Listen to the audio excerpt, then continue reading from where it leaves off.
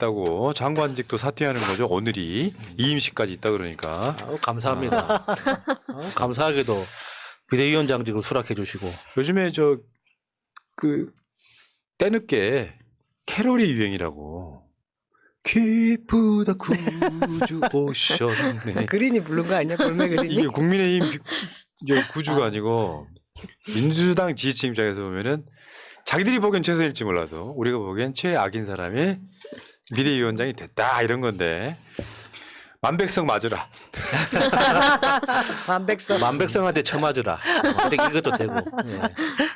근데 제 생각과 우리 봉도수 생각이 똑같았던 지점이 이거예요. 한동훈 비대위원장은 선거용이 아닙니다. 김건희 특검을 막기 위한 용도예요. 방탄용입니까? 방탄용인데 그리고 나서 이걸 막아야만 자기들이 선거를 폭망하지 않는다고 생각하는 궁여지책으로 누구를 비대위원장 안 치면은 정치적 고려를 하게 되면 이 특검을 윤석열이 거부권 행사했을 때 제2요건이 국회로 날라왔을 때 국민의힘 사람들이 여기에 동조할 수 있어가지고 김건희 특검을 막아낼 적임자로 일단 한동훈을 임명해 놓고 그게 성공을 하면 계속 가고. 선거 때 총선 때 써먹겠다 이런 용도다고 보는 게 일단 맞죠. 그러니까 이게 지금 비대위원장 얘기가 나왔을 때 이 한동훈이가 국회에 딱 들어와가지고 코트 딱 하고 뭐 악법이네 이런 소리를 했지 않습니까? 공작이라고 이야기하고 그런 측면이라는 독소 좋아? 거예요. 아유, 네. 그러면은 그 한동훈 입장에서는 굉장히 기분이 좋지는 않겠네요. 그러니까 자기한테 주어진 과제는 분명히 인식하고 있을 거잖아요. 이번에 누나를 살려내야 된다. 이 누나를 살려내려면 어떻게 해야 되나? 형한테 피해가 가면 안 된다. 형한테 피해가 가지 않게 누나를 살려내는 방법은 뭐가 있을까? 딱히 답은 없지만 일단 뭔가 열심히 하는 척이라도 해야 될 거 아닙니까? 아니 그거 잘못 생각한 거야. 잘 생각해 봐봐요. 우리는 윤석열이 거부권을 행사할 것인가 말 것인가를 나름대로 고민을 해. 거부권 행사하면 뒤진다. 이 생각을 하고 있는데 저쪽의 생각이 일관된 거예요. 거부권 행사하지 않을 마음이 1도 없었던 거야. 근데 그 거부권을 행사하지 못하게 하는 사람이 윤석열이 아니라는 게 문제지. 이미 오다가 순서가 이렇게 돼 있는 거야. KK, 그다음에 VIP, 그리고 우리 저 깐족이. 그래 그게 그러니까 그건 고민할 필요가 없는 거 무조건 막아놔야 되는 거예요. 그게 형이랑 누나가 이게 동급이 아니었군요. 그렇지, 그렇지. 내가 오해하고 있었네. 이렇게 사람이 순진합니다. 너 이거 못 막으면 나한테 이혼당한다 이 상황인 거잖아요. 네. 자칫 둘 중에 하나는 씹다만 껌이 될 것 같은 그런 생각이 예. 듭니다. 근데 결국엔 안 되는 거죠. 그러니까 이게 이런 거 같은 거예요. 진짜 절망의 상황인 거예요. 저쪽에서는. 그나마 최선이 뭔가를 생각하고 있는 거죠. 벼랑 끝. 그래서 아예 지금 딱 이 상황이 이런 거죠. 나 지지하는 사람들 막 긁어 모으기 위한 선거 전략인 거고 중도 이상은 포기. 근데 그게 안 된다니까. 니들 30%가 뭉치면은 싫어하는 60%는 더 뭉쳐요. 근데 이제 그 총선이라는 게 그러니까 이게 30%만큼 이렇게 지지율이 나온다고 해서 30%만큼 의석을 가져가는 게 아니잖아요. 우리나라 그 선거제도에서 항상 그 비판하는 게 뭡니까? 그냥 승자 독식 아닙니까? 그 승패의 문제이기 때문에 내가 30%만큼의 지지층이 있다고 해서 그게 의석으로 연결되는 게 아니거든요. 왜 이상한 그 생각을 하는지 모르겠어요.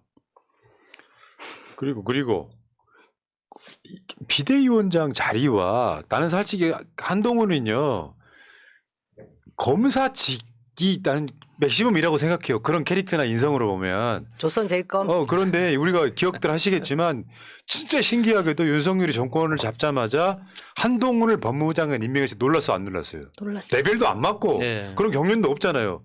근데 그 파장이 비대위원장 안 찍는 거랑 똑같은 거예요. 지들이 보기엔 파격이에요. 우리가 보기엔 최악의 인사인 거죠.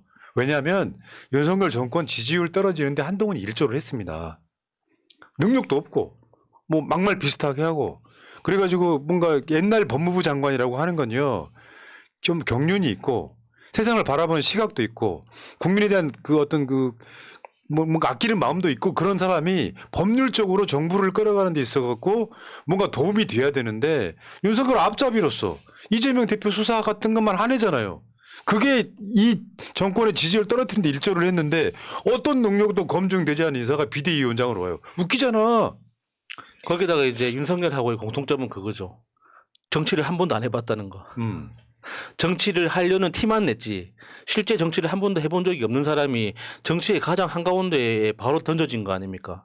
그게 이제 한동훈 입장에서는 뭐 자기가 엄청난 자리에 있는 것처럼 느껴질 수는 모르겠지만 사실 그 주변에서 보면은 굉장히 위험해 보이는 거는 다 비슷한 느낌일 겁니다.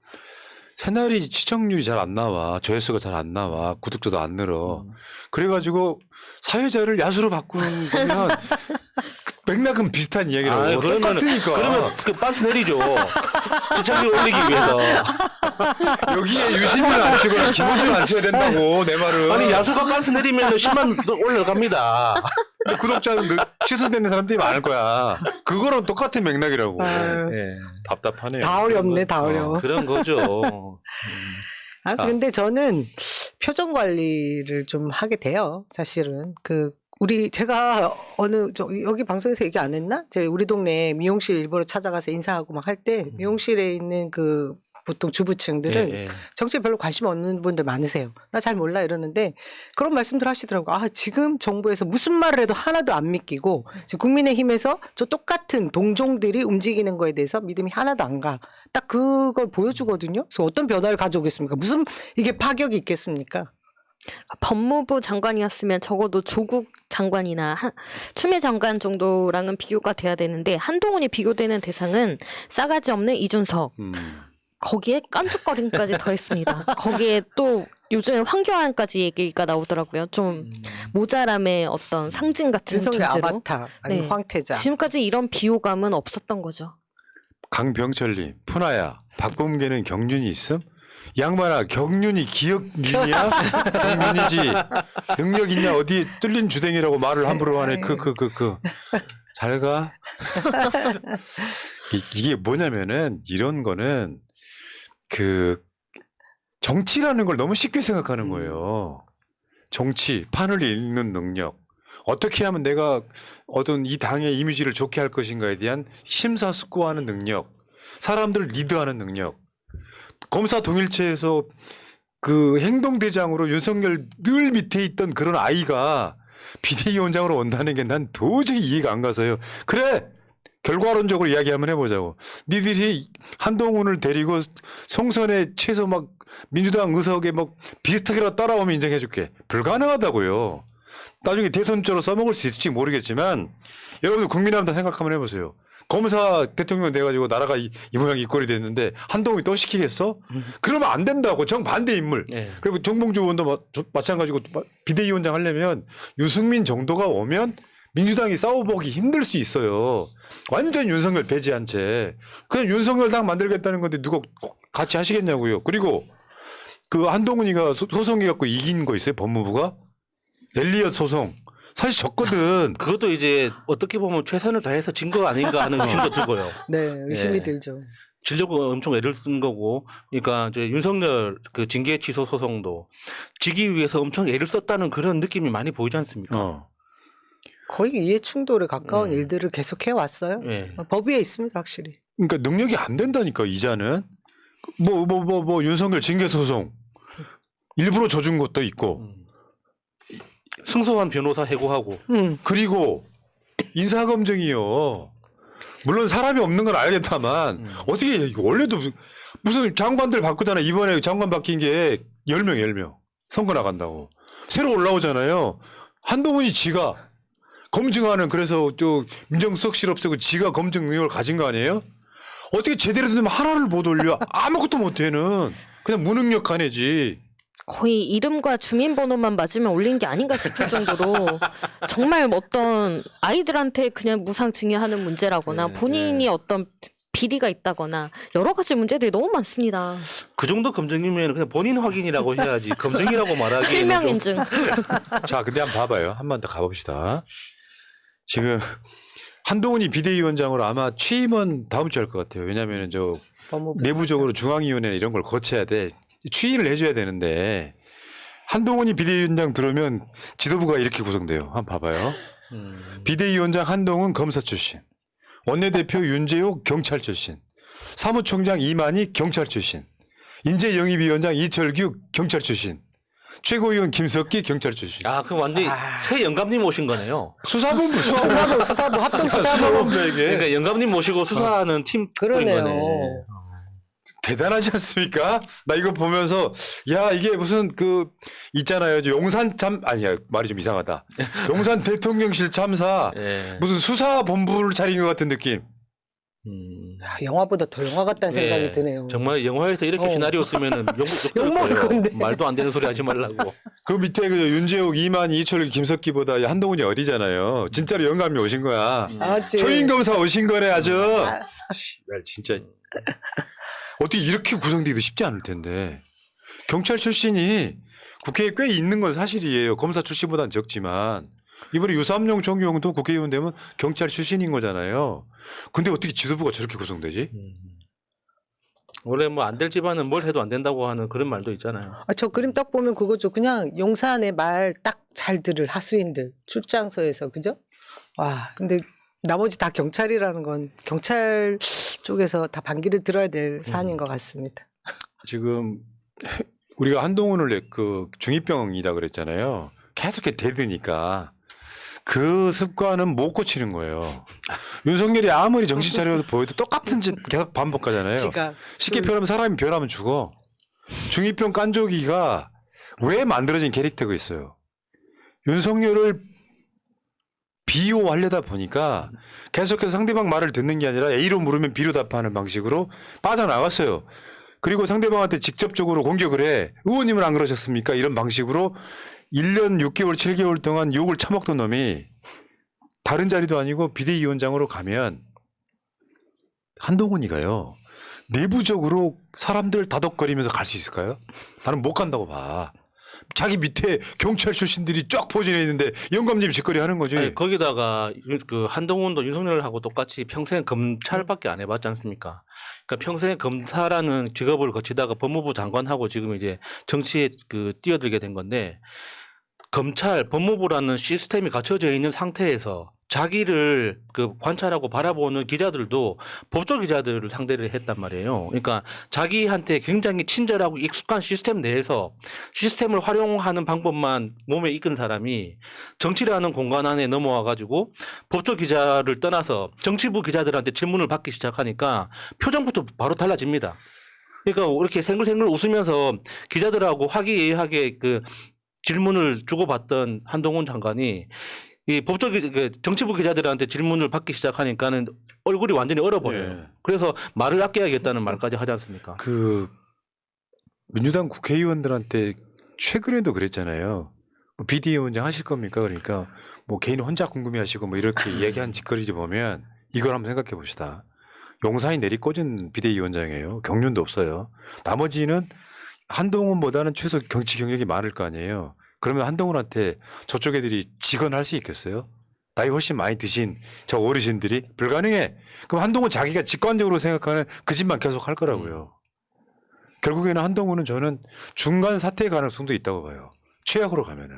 특히나 이제 비대위원장 정도 하려면 그래도 당 대표급인데 최소한 정당이 어떻게 작동하고 지역에서의 당원들이 어떤 식으로 작동을 해서 그 여론이 중앙위원회로 올라오는지 정도는 경험적으로 약간의 그런 건 있어야 돼요. 감각이. 근데 한동훈처럼 정말 항상 구름 위에서만 놀던 사람이 그 지역에서 이렇게 구르고 있는 그 당원들 그리고 그 지역 위원장들의 그런 고생에 대해서 감각이 있겠습니까? 그러면은 중간에 국회의원들이든 뭐 중앙위원이든 이런 사람들이 어떤 직언을 했을 때 그 무슨 말인지 이해 자체를 못 하는 거죠.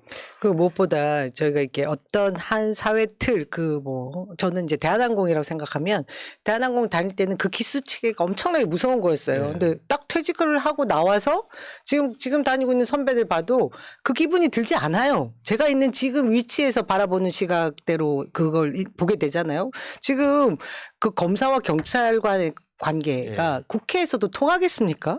완전히 다른 세계로 들어가는 거예요. 그리고 지금 용산에서 잘못 보고 있는 건지 국민의힘에서도 이걸 그냥 전혀 무시하는 건지 전 이해가 안 되는데 재밌는 그림이 그려질 것 같아요. 그러니까 정치는 90%가 말을 참는 거라고 이야기를 했거든요. 비대위원장이면은 소위 보수 진영의 핵심 중 핵심으로 등극한 거잖아요. 깐족거리는 캐릭터로는 안 됩니다. 한동훈이 만약 예를 들어서 진짜로 괜찮은 캐릭터였다면 윤석열보다는 지지율이 더 나왔어야 되는 거예요. 근데 똑같잖아 사람들은. 윤석열이나 한동훈이나 김건희나 한 몸으로 보지 않습니까?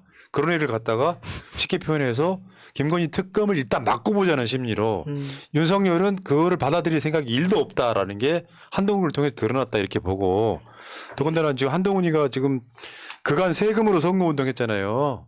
세금으로.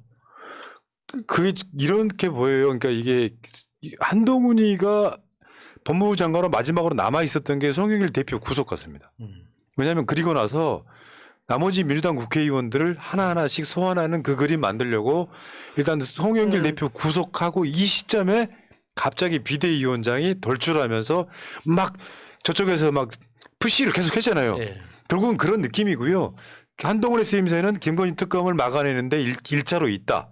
이걸 훌륭하게 막아내면 비대위원장으로서 선거를 진두지휘할 거다 이런 건데, 무슨 이게 이런 거 있잖아요. 저 오락실에서 테트리스 하던 새끼를 무슨 IT 기업 대표를 시키는 거나. 아이고. 근데 아무리 한동훈이 뭐 그 비대위원장으로 우리가 보지 못했던 정부적 어떤 감각이 있어가지고 일을 잘 한다고 하더라도 그래도 2024년 1월 10일이라는 날짜는 다가옵니다.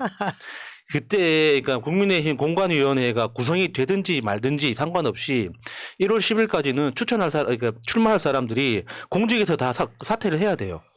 그러면 그때 누가 공천이 되고 안 되고는 공관위가 구성이 되지 않더라도 대략 그림이 나와요.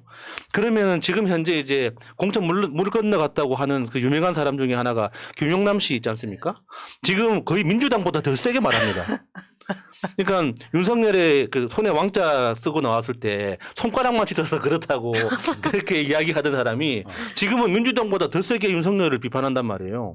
그러면은 지금 원내에 있는 사람도 그 정도로 돌변하는데 지금 현역 국회의원, 국민의힘에 있는 현역 국회의원들이 공천 안 되겠다고 확신하는 순간 어떻게 되겠습니까? 그러니까 한동훈 비대위원장을 반대했던 국민의힘 내부의 사람들이 지금은 대부분 조용히 있겠죠.